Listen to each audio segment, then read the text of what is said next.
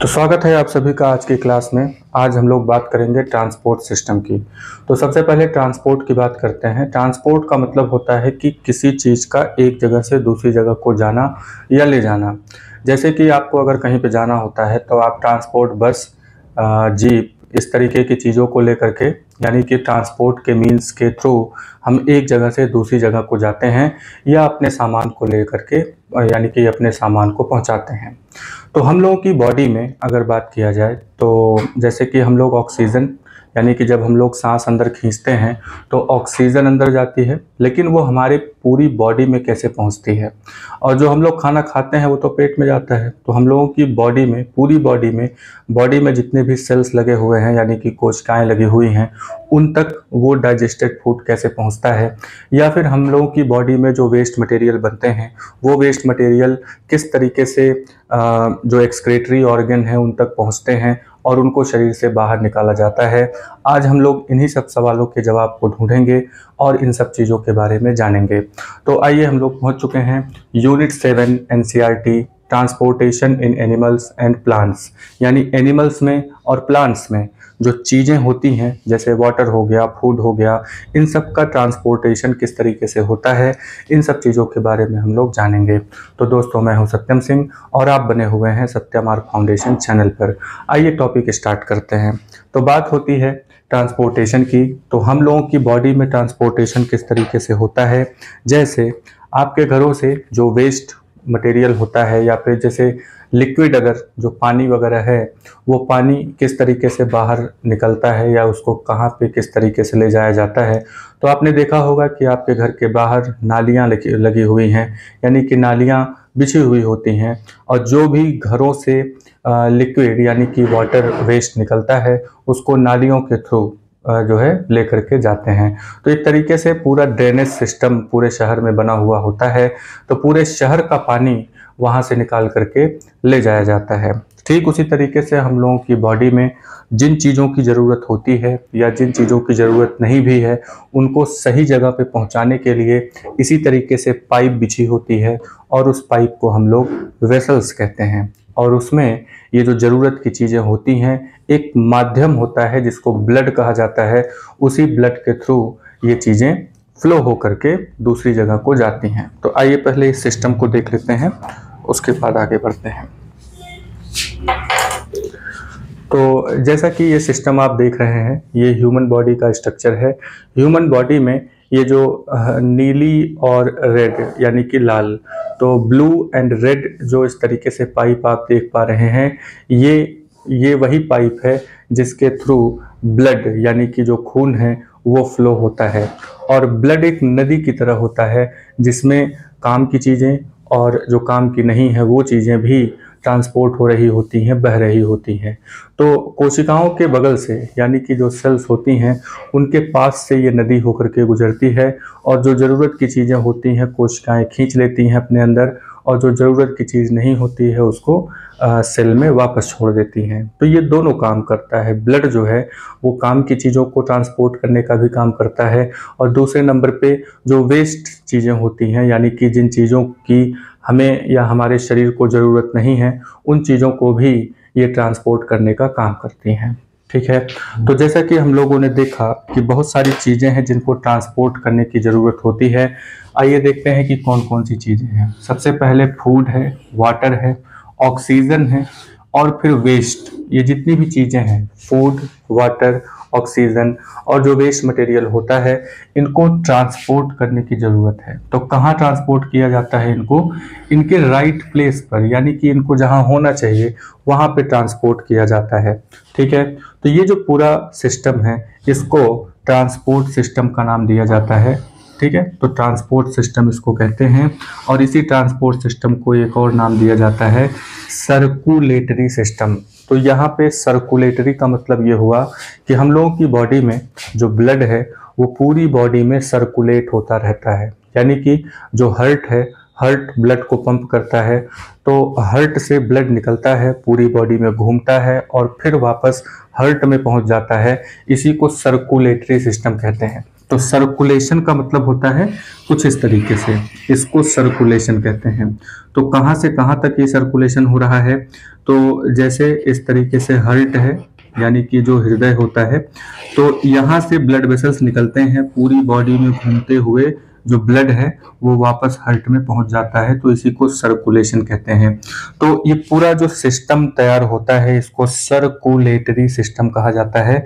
System का मतलब होता है कि एक से ज्यादा चीजें आपस में मिल करके किसी एक काम को अंजाम देती हैं, इसको सिस्टम कहा जाता है। तो जो ब्लड सर्कुलेटरी सिस्टम है उसमें कई सारी चीजें आती हैं, जैसे मेन पार्ट तो यहाँ पे हार्ट हो गया जो कि ब्लड को पंप करने का काम करता है। दूसरे नंबर पे ये जो पाइप है जिसमें ब्लड फ्लो होता है जिसे ब्लड वेसल कहते हैं, और उसके अंदर फ्लो होने वाला ब्लड, तो ये सब मिल करके ब्लड सर्कुलेटरी सिस्टम बनाते हैं। तो आइए अब हम बात करते हैं सर्कुलेटरी सिस्टम के बारे में। तो ये जो सर्कुलेटरी सिस्टम है, सर्कुलेटरी सिस्टम में पहला जो हिस्सा है, पहला जो पार्ट है उसका नाम है ब्लड। तो ब्लड को हिंदी में रक्त कहा जाता है, यानी कि खून कहा जाता है।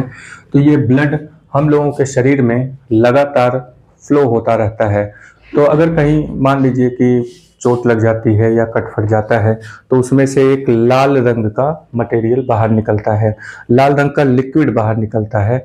वो जो लाल रंग का लिक्विड है उसी को हम लोग ब्लड कहते हैं।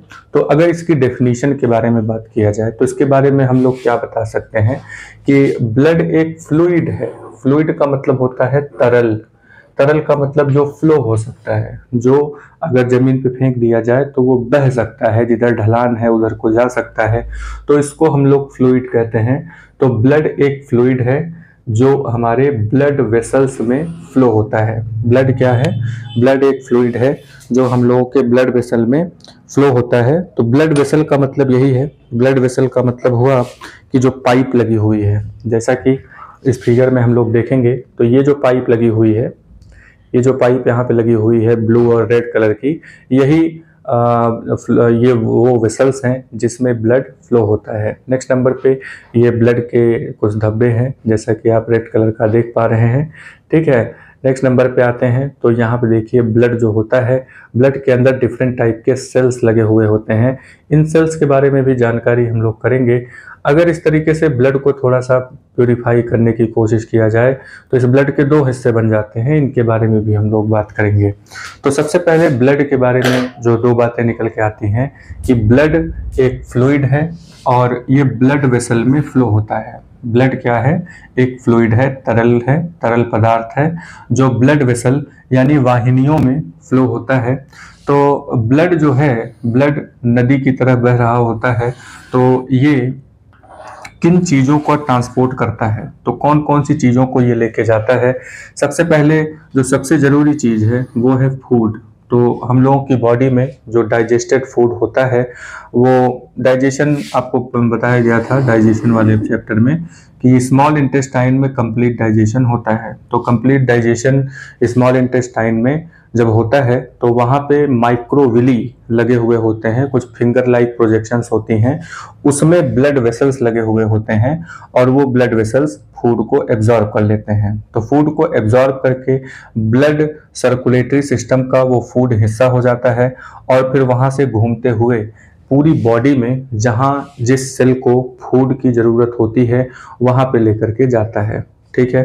तो फूड का ट्रांसपोर्टेशन तो होता ही है, इसके अलावा जो वेस्ट मटेरियल सेल्स बनाती हैं उनके रिमूवल को के लिए भी, यानी कि उनको शरीर से बाहर निकालने के लिए भी सही जगह पर इस वेस्ट को ब्लड लेकर के जाता है। तो सिर्फ फूड और वेस्ट ही नहीं होता, बहुत सारे एंजाइम्स भी होते हैं, बहुत सारे एंजाइम्स और हार्मोन्स, ठीक है। एंजाइम्स, हार्मोन्स, ऑक्सीजन, ये सब चीज़ें जो होती हैं, इन सब चीज़ों के ट्रांसपोर्ट का काम यही ब्लड करता है। तो जाहिर सी बात है कि यहाँ पे एक सवाल उठता है कि ब्लड जब इतना सारा काम करता ही है तो ब्लड का कंपोजिशन क्या है? तो कंपोजिशन का मतलब होता है संगठन, ठीक है। तो ब्लड का यानी कि जो खून होता है उसका कंपोजिशन क्या है? तो ब्लड का कंपोजिशन अगर किया जाए तो ये एक प्लाज्मा है। ब्लड क्या होता है? ब्लड एक फ्लूइड का बना होता है जिसे हम लोग प्लाज्मा कहते हैं। क्या कहेंगे इसको? प्लाज्मा।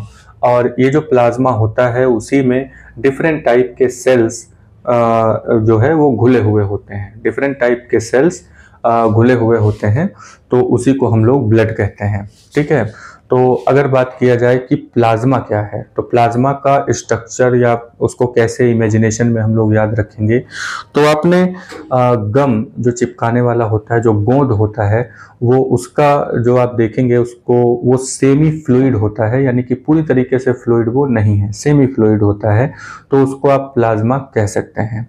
ठीक है, तो या फिर ग्रीस आप देख लीजिए, या फिर जो ये होता है मधुमक्खी जो बनाती हैं, जो बीज होती हैं, जो हनी बनाती हैं, तो हनी जो होता है वो भी सेमी फ्लूइड आप कह सकते हैं। तो ठीक उसी तरीके से, मतलब ये थोड़ा गाढ़ा होता है, तो उसको हम लोग प्लाज्मा कहते हैं। तो प्लाज्मा जो होता है वो येलो कलर का होता है। ठीक है, और उसी में डिफरेंट टाइप के सेल्स घुले हुए होते हैं। तो सेल्स तो वगैरह यहाँ पे 3 तरीके के सेल हैं, एक आरबीसी होता है, एक डब्ल्यूबीसी होता है, और एक होता है प्लेटलेट्स। तो इसके बारे में एक एक करके हम लोग बात करेंगे। तो सबसे पहले हम लोग बात करते हैं आरबीसी की, यानी कि ब्लड जो है वो एक प्लाज्मा है जिसमें डिफरेंट टाइप के सेल घुले हुए हैं। तो यहाँ पे आरबीसी की अगर हम बात करें तो पहले टाइप का जो सेल है उसको आरबीसी कहा जाता है। आरबीसी का जो फुल फॉर्म है वो है रेड ब्लड सेल्स। क्या नाम है इसका? आर से रेड, बी से ब्लड और सी से सेल्स। यानी कि जो डिफरेंट टाइप के सेल के बारे में बात हो रही थी वो आरबीसी है, पहले नंबर पे आरबीसी है। तो ये जो रेड कलर है इसका, ठीक है, इसको रेड क्यों कहते हैं? क्योंकि इसमें एक रेड कलर का पिगमेंट पाया जाता है। जैसे आपने इसके पहले पढ़ा कि प्लांट्स की जो पत्तियां होती हैं, यानी जो लीव्स होती हैं, वो हरे कलर की होती हैं। क्यों? क्योंकि उसमें एक ग्रीन पिगमेंट पाया जाता है जिसे क्लोरोफिल कहा जाता है। इसी तरीके से हम लोगों के ब्लड में एक रेड पिगमेंट पाया जाता है जिसका नाम है हीमोग्लोबिन। क्या नाम है इसका? Hemo, HAEMO, haemoglobin. तो 2 वर्ड यहाँ पे मिलकर के आता है, एक हीमो है, एक ग्लोबिन है। तो ये जो हीमो वर्ड है, हीमो वर्ड आयरन को इंडिकेट करता है, और ये जो ग्लोबिन है ये प्रोटीन को इंडिकेट करता है। ठीक है, तो एक तरीके से ये आयरन का बना हुआ प्रोटीन होता है। तो हीमोग्लोबिन जो है, ये हीमोग्लोबिन यही वो रेड पिगमेंट है जिसकी वजह से आरबीसी रेड होती है। ठीक है, तो हीमोग्लोबिन का मेन काम क्या है? तो हीमोग्लोबिन का मेन काम है कि ये ऑक्सीजन को ट्रांसपोर्ट करता है। हीमोग्लोबिन क्या करता है? ऑक्सीजन को ट्रांसपोर्ट करता है, यानी कि ये ऑक्सीजन को पकड़ लेता है और फिर सेल तक ले जा करके उन्हें छोड़ देता है। तो ब्लड में अगर आरबीसी की कमी हो जा रही है तो इसका मतलब ये हुआ कि हम लोगों के सेल तक आरबीसी जो है, जो ऑक्सीजन लेके जाती है, वो ऑक्सीजन नहीं पहुंच पाएगा। हम लोगों की सेल्स वीक हो जाएंगी, यानी कि वो ठीक से एनर्जी प्रोडक्शन नहीं कर पाएंगी। तो ये जो हीमोग्लोबिन है इसको शॉर्ट फॉर्म में HB से इंडिकेट करते हैं।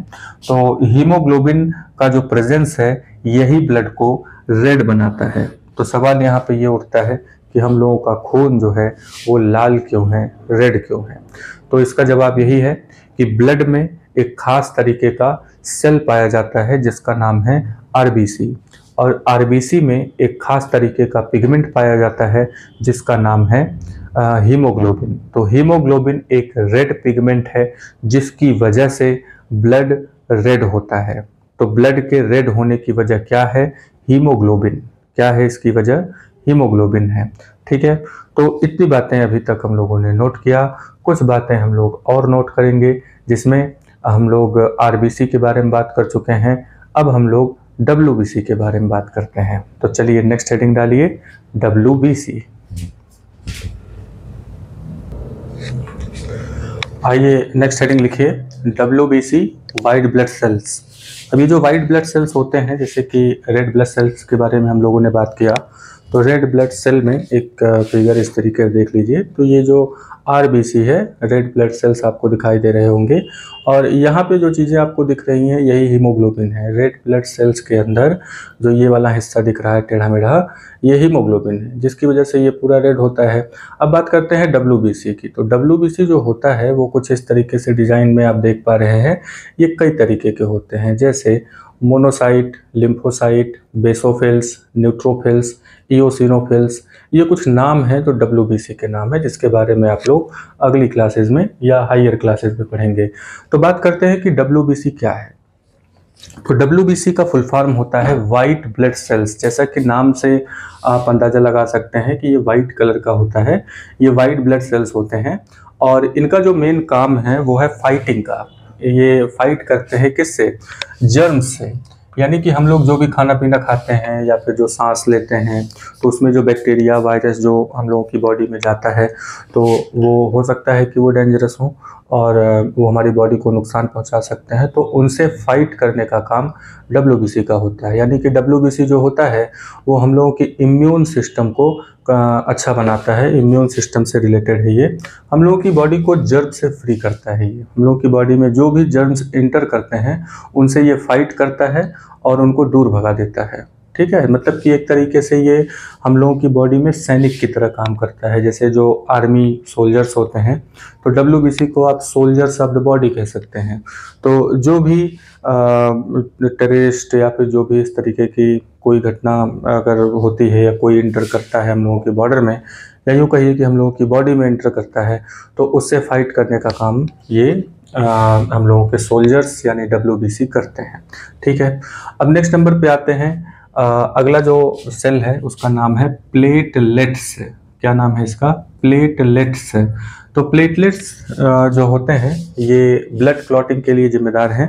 जैसा कि आपने देखा होगा कि जब चोट लगती है और ब्लड बाहर निकलता है तो कुछ समय के बाद ब्लड जो है वो जम जाता है वहाँ पे। यानी कि जहाँ पे चोट लगी थी उसके ऊपर जो ब्लड निकला था वो ब्लड वहीं पे जम जाता है। तो जम करके क्या होता है ना कि अंदर से जो रास्ता खुल गया था कि ब्लड बाहर निकलने के लिए, तो बाहर से वो ब्लड जम जाता है उस पर, तो वो रास्ता बंद हो जाता है। तो मान लीजिए कि अगर ब्लड क्लॉटिंग ना हो, किसी को चोट लगे और ब्लड क्लॉटिंग ना हो, तो इसका मतलब है कि वहाँ से लगातार ब्लड फ्लो होता रहेगा, और ब्लड फ्लो होता रहेगा तो बॉडी में ब्लड लॉस हो जाएगा और जिसकी वजह से डेथ भी हो सकती है। तो ब्लड क्लॉटिंग बड़ा ही इम्पॉर्टेंट चीज़ है। तो हम लोगों की बॉडी में जो ब्लड है, तो ब्लड जब बाहर निकलता है तो उसकी क्लॉटिंग हो जाती है, जिससे कि अंदर का ब्लड बाहर नहीं फ्लो हो पाता। तो ये जो ब्लड क्लॉटिंग है इसके लिए जो जिम्मेदार है वो ब्लड के अंदर ही एक तरीके का सेल होता है जिसका नाम है प्लेटलेट्स। तो ये जो प्लेटलेट्स होते हैं ये ब्लड क्लॉटिंग के लिए जिम्मेदार हैं। ठीक है, तो जैसा कि हम लोगों ने ब्लड के बारे में बात किया कि जो ब्लड होता है वो उसको दो हिस्सों में आप कर सकते हैं। तो देख लेते हैं यहाँ पे कि अगर ब्लड की बात किया जाए तो ब्लड को दो हिस्सों में हम लोग कर सकते हैं। एक का नाम है प्लाज्मा। तो प्लाज्मा जो होता है वो येलो कलर का होता है। ठीक है, और उसके बाद ढेर सारे सेल्स होते हैं जिसमें बात किया गया कि आरबीसी होता है, डब्ल्यूबीसी होता है, और ये तीसरे नंबर पे प्लेटलेट्स होते हैं। ठीक है, तो ये तीन तरीके के यहाँ पे सेल्स हो गए और ये प्लाज्मा हो गया। अब बात करते हैं कि ये जो ब्लड है ये कहाँ फ्लो होता है। तो ब्लड जिस पाइप में होकर के फ्लो होता है उसका नाम है वेसल्स। तो इनको जो कि ब्लड फ्लो होता है उसमें, तो ये नाम रखा गया है ब्लड वेसल्स। ठीक है, तो आइए बात करते हैं, एक फिगर देख लेते हैं ब्लड वेसल्स की। तो जैसा कि ये फिगर आप देख रहे हैं, इस फिगर में यहाँ पे ये जो रेड कलर का पूरा देख रहे हैं इस तरीके से पाइप पूरी फैली हुई है, तो इसी को वेसल्स कहते हैं। ये वो पाइप हैं जो ब्लड को हम लोगों की बॉडी के हर एक पार्ट तक ले जाते हैं। ठीक है, यानी कि पूरी बॉडी में आप कहीं पे भी आप देखेंगे तो वहाँ पे ये आपको ब्लड वेसल्स ज़रूर दिख जाएंगे। ठीक है, मतलब माइक्रोस्कोप देखना पड़ेगा। तो इस तरीके से ये पाइप पूरी बॉडी में फैले हुए होते हैं, इसी को ब्लड वेसल कहते हैं। तो ये जो ब्लड वेसल हैं ये दो तरीके के होते हैं। अगर कोई पूछे कि ब्लड वेसल क्या है, तो ब्लड वेसल जो है ये पाइप्स हैं। ब्लड वेसल वो रास्ता है, ब्लड वेसल वो पैसेज है जिसमें से ब्लड फ्लो होता है। ठीक है, तो बात करते हैं कि ब्लड वेसल कितने टाइप के होते हैं। तो ब्लड वेसल दो तरीके के होते हैं। एक नाम है इसका आर्टरीज। क्या नाम है इसका? आर्टेरीज। आर्टरीज को हिंदी में धमनी कहते हैं, हिंदी में इसको धमनी कहा जाता है। दूसरे नंबर पे आता है वेन्स, वेन्स को हिंदी में शिरा कहते हैं। यानी कि दो तरीके के यहाँ पे वेसल्स पाए जाते हैं, एक वेसल का नाम है आर्टरीज, दूसरे वेसल का नाम है वेन्स। तो अब यहाँ पे दो तरीके के वेसल्स होते हैं, तो दोनों का अलग अलग काम होगा, तभी तो दो तरीके के हैं। तो आर्टरीज का क्या काम है? आर्टरीज जो होता है ये प्योर ब्लड की सप्लाई करता है, यानी कि ऑक्सीजन रिच ब्लड जो होता है उसकी सप्लाई हार्ट से पूरी बॉडी तक करता है। ठीक है, तो इसका नाम रख दिया गया आर्टरीज। यानी एक खास तरीके के ये वेसल्स होते हैं जो हार्ट से पूरी बॉडी में ब्लड की सप्लाई करते हैं। तो इसके बारे में कुछ बातें नोट करेंगे कि आर्टरीज जो होती हैं ये कैरी करती हैं ऑक्सीजन रिच ब्लड। ये क्या कैरी करते हैं? ऑक्सीजन रिच ब्लड ये कैरी करते हैं from the heart to all parts of the body. यानी हार्ट से हम लोगों की पूरी बॉडी में जो भी पार्ट है वहां तक ऑक्सीजन रिच ब्लड की सप्लाई करने का काम आर्टरीज करते हैं। ठीक है, तो आर्टरीज में क्या है कि ब्लड बड़ा ही प्रेशर के साथ फ्लो होता है, यानी कि बहुत प्रेशर के साथ, क्योंकि पूरी बॉडी में पहुंचाना होता है तो बहुत प्रेशर के साथ जो है हार्ट ब्लड को फ्लो करता है आर्टरीज में। तो आर्टरीज में क्योंकि ब्लड फ्लो बहुत ही रैपिड होता है, बहुत तेज होता है और हाई प्रेशर के साथ होता है, यानी कि प्रेशर इस पे जो है इसमें बहुत ज़्यादा होता है, इसलिए आर्टरीज की जो दीवारें हैं, जो वॉल्स हैं, वो बड़ा ही इलास्टिक होती हैं और थिक होती हैं, यानी कि मोटी होती हैं। तो मान लीजिए कि इस तरीके से आर्टरीज अगर हैं तो ये काफ़ी मोटी होती हैं, यानी यहाँ से ये देखिए ये दीवार जो है इस तरीके से काफ़ी मोटा होगा, तो इसी को हम लोग आर्टरीज कहते हैं। तो आर्टरीज में दो बातें याद रखेंगे, एक है कि ऑक्सीजन रिच ब्लड लेकर के जाते हैं हार्ट से लेके पूरी बॉडी तक, और दूसरे नंबर पे कि इनमें बहुत हाई प्रेशर के साथ बहुत तेजी से ब्लड फ्लो होता है। ठीक है, तो इसीलिए आर्टरीज में कोई रुकावट नहीं होती, कोई वॉल्व वगैरह नहीं लगे हुए होते जैसे कि वेन्स में होते हैं। तो अब आपने इस तरीके से जो डॉक्टर आते हैं, डॉक्टर आकर के इस तरीके से नसें चेक करते हैं, या आप भी चेक कर सकते हैं। तो जब आप इस तरीके से रिस्ट पर अपनी दोनों उंगलियां रखेंगे तो वहाँ पे आपको इस तरीके से थ्रॉम्बिंग यानी कि उछलता हुआ महसूस होगा। तो इसी को थ्रॉम्बिंग ऑफ ब्लड कहते हैं और इसी को पल्स कहा जाता है। तो पल्स किसे कहते हैं? If we touch our wrist, अगर हम लोग अपने रिस्ट को टच करते हैं तो वहाँ पे थ्रॉम्बिंग यानी कि उछाल, थ्रॉम्बिंग का मतलब होता है उछाल, तो वहाँ पे कुछ उछाल सा महसूस करते हैं हम लोग, इसी थ्रॉम्बिंग को पल्स कहा जाता है। ठीक है, एक थ्रॉम्बिंग का मतलब हुआ कि ब्लड जो है फ्लो हुआ है, तो दूसरी थ्रॉम्बिंग का मतलब ब्लड फिर फ्लो हुआ है। तो इस तरीके से यहाँ पे निकलता है पल्स रेट। पल्स रेट का मतलब पर मिनट कितना। ठीक है, पल्स रेट का मतलब कि पर मिनट कितनी बार थ्रॉम्बिंग ये आप महसूस कर सकते हैं।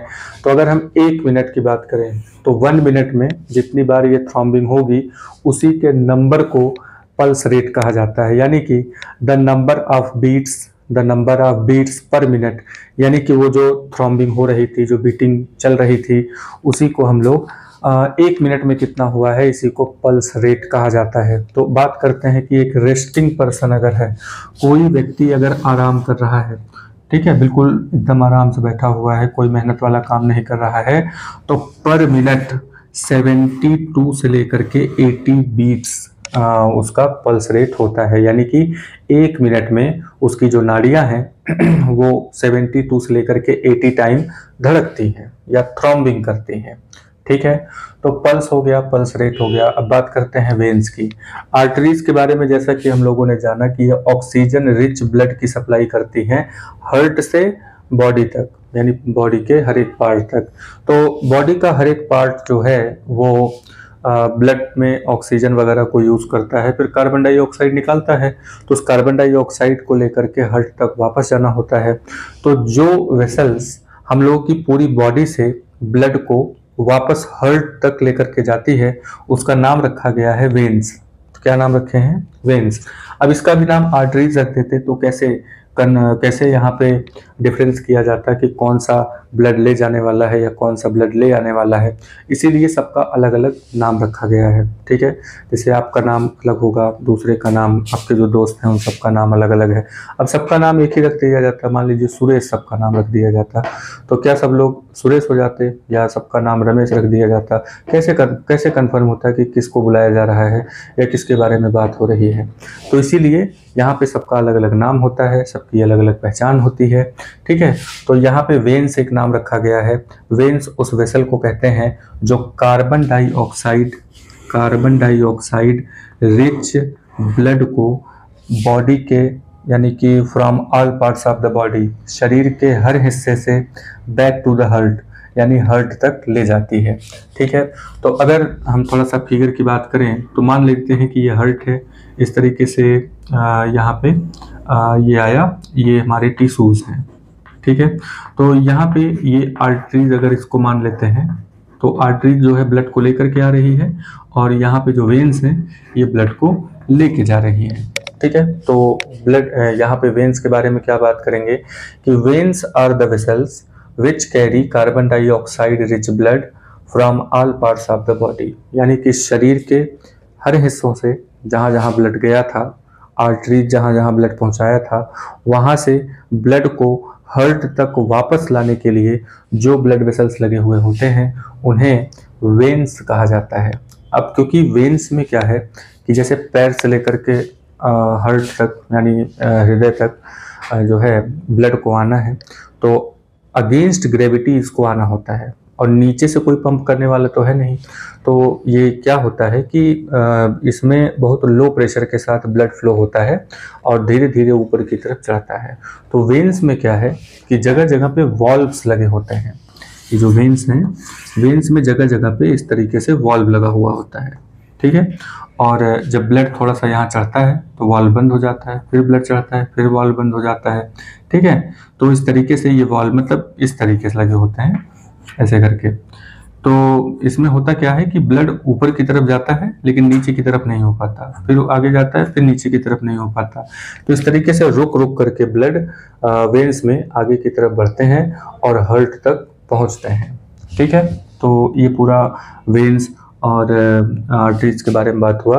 वेन्स के बारे में एक और बात कर लेते हैं कि इनकी जो दीवार होती है, क्योंकि इसमें वेन्स में ब्लड फ्लो लो प्रेशर के साथ होता है, यानी कि इसमें बहुत ज़्यादा प्रेशर नहीं होता, तो दीवारों पे बहुत ज़्यादा जोर भी नहीं पड़ता। इसीलिए ये जो वेन्स होती हैं ये बहुत मोटी ना होकर के पतली होती हैं, यानी कि इनकी जो दीवार होती है ना वो पतली होती है, बीच का रास्ता जो है थोड़ा सा चौड़ा होता है। और यहाँ पे आर्टरीज को अगर हम देखें तो इनकी दीवार काफ़ी मोटी होती है, बीच का रास्ता पतला होता है। और आर्टरीज जो वेन्स होती हैं, वेन्स में दीवार पतले होते हैं, रास्ता चौड़ा होता है। ठीक है, तो वॉल्व्स के थ्रू होते हुए वेन्स में ब्लड आगे की तरफ बढ़ता है। ये समझ में आया? तो ये बातें नोट कर लेते हैं कि there are valves present in the veins which allow blood to flow only towards the heart, यानी कि जो वॉल्व्स होते हैं वो ब्लड को सिर्फ एक डायरेक्शन में फ्लो होने देते हैं।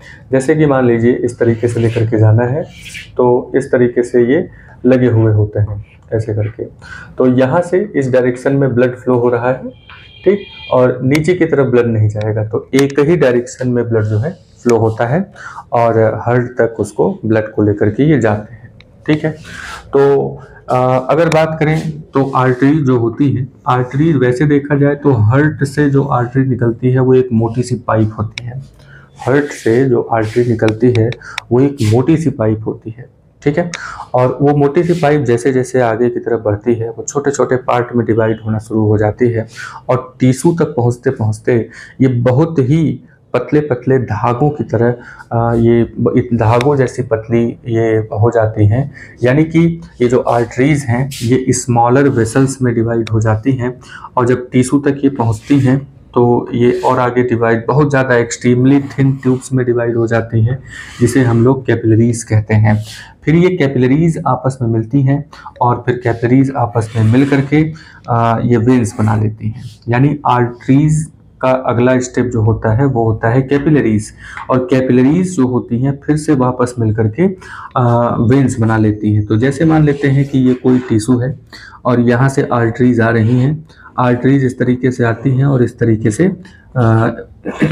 ऐसे करके पतले पतले थ्रेड में डिवाइड हो जाती हैं। तो इसी को कहा जाता है कैपिलरीज, ठीक है, कैपिलरीज कहेंगे।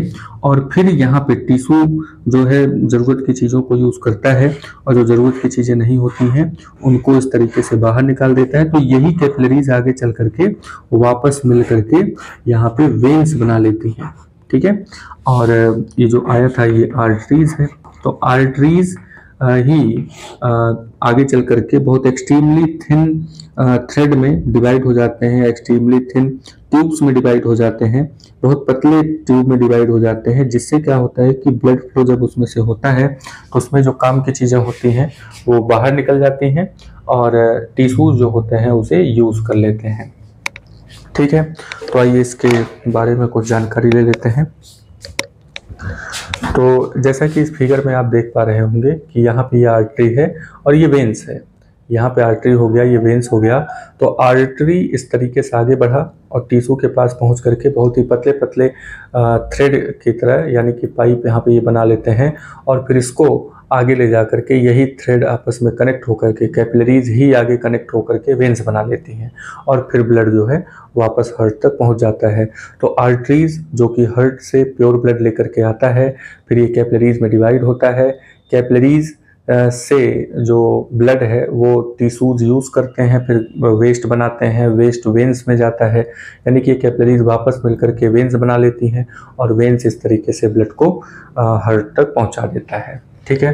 तो इन सब चीज़ों के बारे में हम लोगों ने बात किया।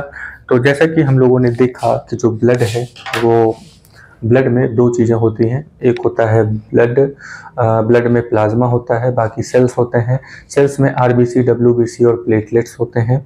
उसके बाद ये ब्लड कहाँ फ्लो होता है, तो ब्लड फ्लो होता है वेसल्स में। वेसल्स दो तरीके के हैं। वेसल्स दो तरीके में कौन कौन से वेसल हैं, आर्टरीज हैं और वेन्स हैं। आर्टरीज में ऑक्सीजन रिच ब्लड फ्लो होता है और वेन्स में carbon dioxide rich blood flow होता है, ठीक है। आर्टरीज की जो वॉल है वो काफ़ी मोटी होती है और बहुत हाई प्रेशर के साथ ब्लड आर्टरीज में फ्लो होता है। वेन्स में क्योंकि अगेंस्ट ग्रेविटी ब्लड को जाना होता है हार्ट तक, तो वहाँ पे वॉल्व्स लगे होते हैं, थोड़ा थोड़ा करके ब्लड आगे की तरफ हमेशा बढ़ता रहता है और हार्ट तक पहुँचता रहता है।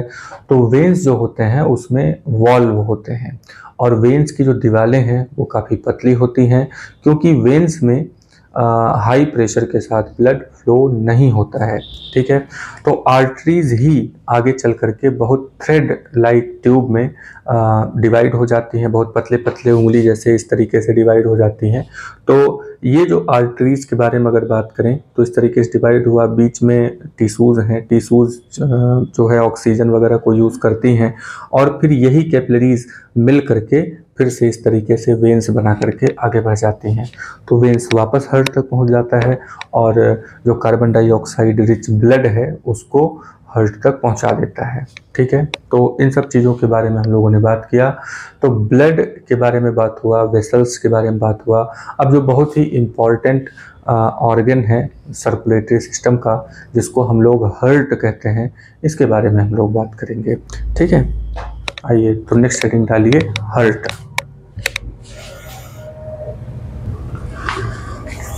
चलिए नेक्स्ट नंबर पे आते हैं, अगली हेडिंग लिखते हैं हार्ट।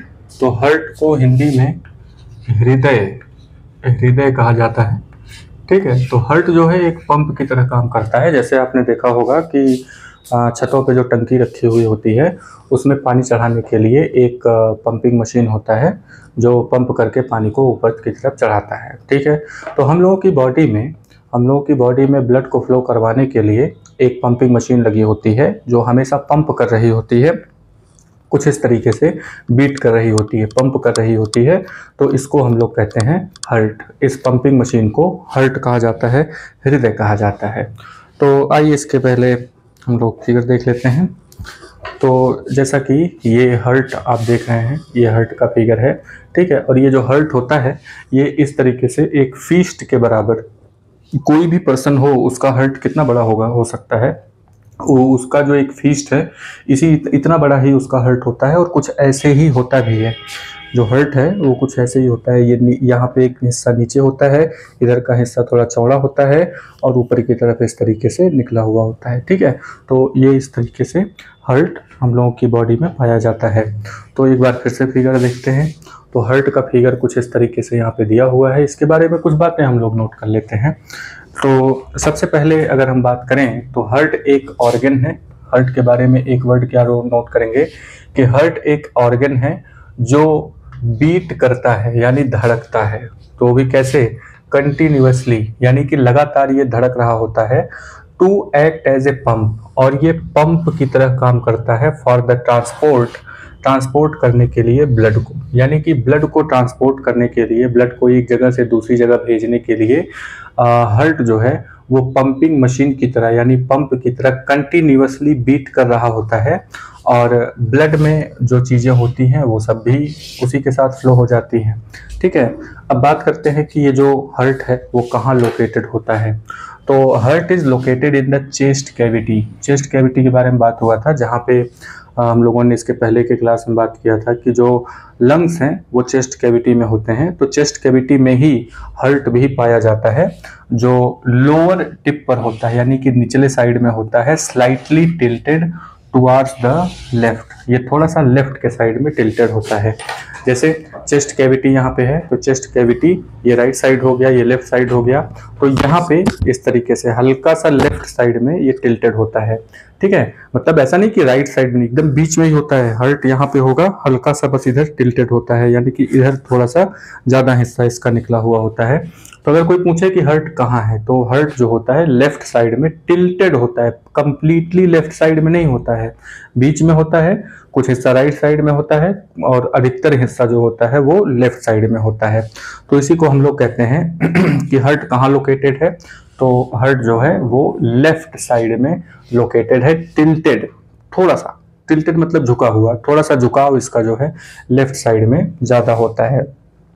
ठीक है, और हार्ट का जो साइज है अगर इसके बारे में बात करें तो वो हम लोगों की फीस्ट के बराबर होता है, यानी एक मुट्ठी के बराबर जो है हार्ट का साइज होता है। ठीक है, हार्ट का साइज होता है। तो हार्ट में जैसा कि आपको मालूम है कि हम लोगों की बॉडी में दो तरह के वेसल्स होते हैं। दो तरह के वेसल, एक ऑक्सीजन रिच ब्लड लेकर के जाता है और एक वेसल जो है वो कार्बन डाइऑक्साइड रिच ब्लड लेकर के जाता है।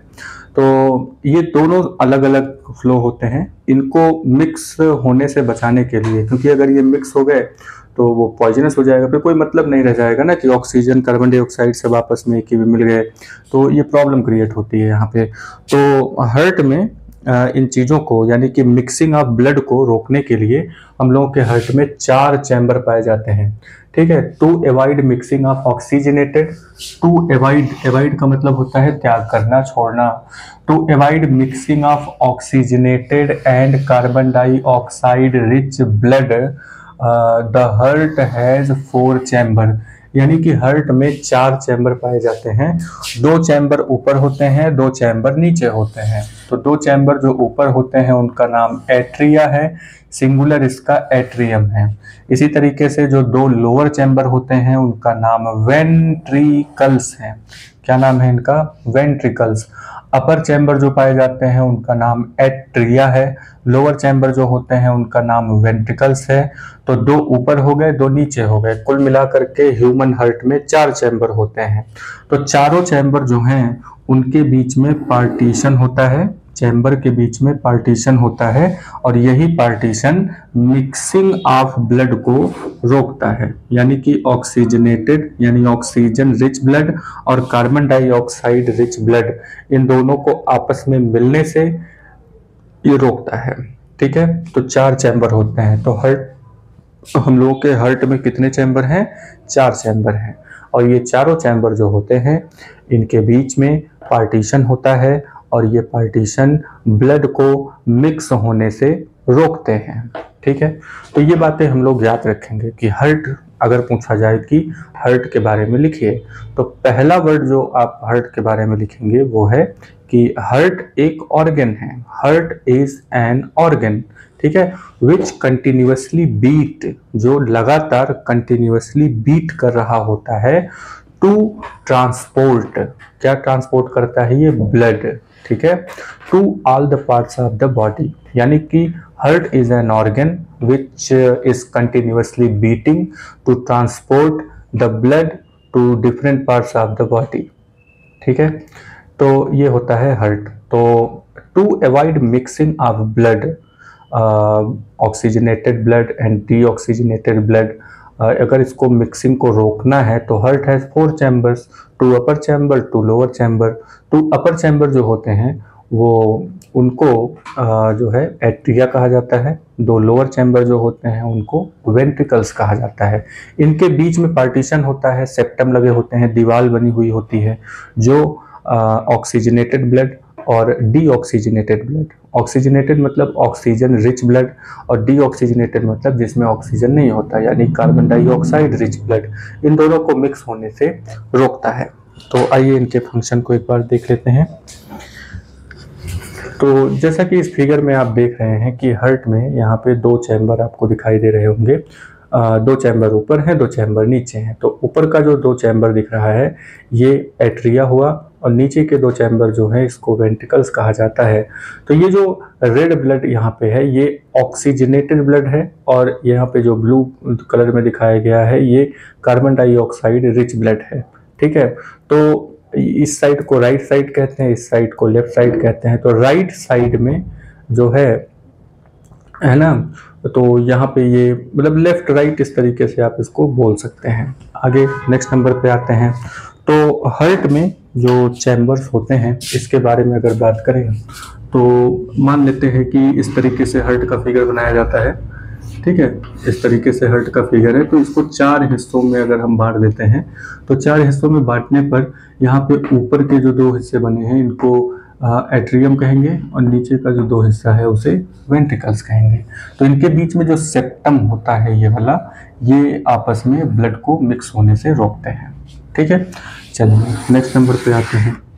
तो नेक्स्ट नंबर पे अगर हम लोग बात करें यहाँ पे तो ये जितनी भी बातें अभी यहाँ पे हुई हैं तो हम लोग बात कर रहे थे ब्लड सर्कुलेटरी सिस्टम के बारे में। ब्लड सर्कुलेटरी सिस्टम, तो ब्लड सर्कुलेटरी सिस्टम के बारे में बात हो रहा था। तो इसमें 3 हिस्से हैं। तो 3 हिस्से कौन कौन से हैं इसमें? तो पहला हिस्सा यहाँ पे आता है ब्लड, ठीक। दूसरे नंबर पे जो हिस्सा आता है उसका नाम है वेसल्स। तीसरे नंबर पे जो हिस्सा है वो है हार्ट, ठीक है। तो ब्लड जो होता है उसके 2 हिस्से हम लोग कर लेते हैं। तो 2 हिस्सों में कौन कौन से हैं? एक हिस्सा है प्लाज्मा जो कि येलो कलर का होता है और उसके बाद आते हैं कुछ खास तरीके के सेल्स होते हैं। वेसल्स में 2 चीज़ें हो जाती हैं, यानी 2 तरह के वेसल्स हैं। एक आर्टरी होता है और एक होता है वेन्स, ठीक है। हार्ट में यहाँ पे 4 चैम्बर होते हैं, 2 अपर चैम्बर होते हैं यानी कि 2 अपर चैम्बर, अपर चैम्बर। तो 2 अपर चैम्बर हो जाते हैं जिनको हम लोग एट्रिया कहेंगे और 2 लोअर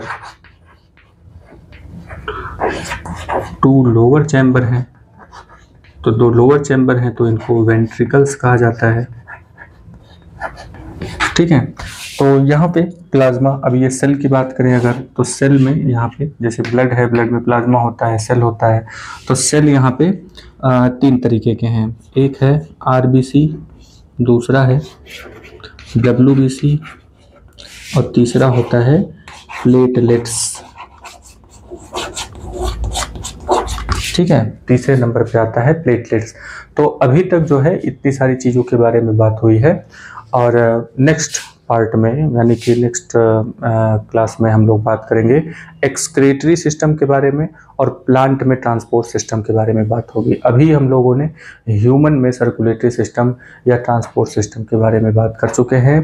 तो इसको आप बार बार देखिए, याद करने की कोशिश करिए, समझने की कोशिश करिए, फिगर को बुक में से बनाने की कोशिश करिए और फिगर को जो है याद रखने की कोशिश करेंगे। तो फिगर को ठीक से याद रखते हैं तो बाकी बातें धीरे धीरे याद हो जाएंगी, ठीक है, तो स्टोरी को याद रखेंगे और वीडियो पे बने रहिए, लाइक करिए, सब्सक्राइब करिए, कमेंट करिए और जहाँ पे नहीं समझ में आया है उसको कमेंट बॉक्स में लिखिए और जो क्वेश्चंस होंगे उसको नेक्स्ट क्लास में पहले उस क्वेश्चन का आंसर बताया जाएगा, उसके बाद फिर आगे बढ़ते हैं। ठीक है, तो मिलते हैं नेक्स्ट क्लास में, तब तक के लिए जय हिंद।